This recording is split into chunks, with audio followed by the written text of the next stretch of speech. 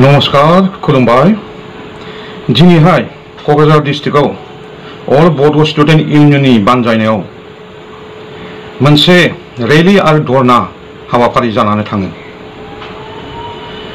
जोंनि बिटिआर एग्रिमेन्टआव माखासे दफा दं, बेफोरखौ इमप्लिमेन्टेसन खालामनो थाखाय एबसुआ दिनै बे खुद्रिनाय हाबाफारिखौ लादोंमोन।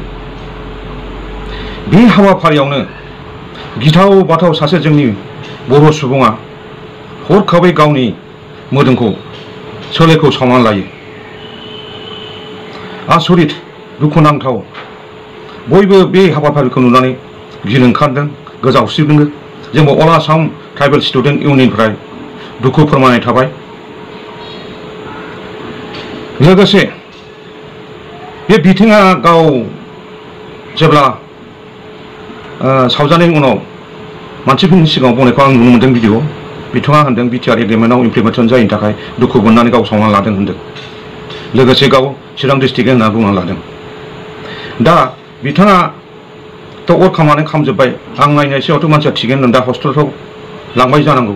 दा बिथांनि ट्रिटमेन्टखौ जोंनि बिटिसि गभर्नमेन्टआ नायगोन।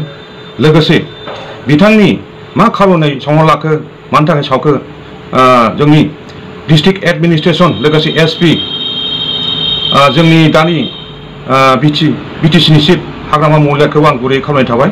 बिथांनि बे माखासे जाथाय माबोरै जाखो, माबोरै जानो मोनखो, बेफोरनि सायाव मोजाङै उदिस लानानै नायबिजिरगोन।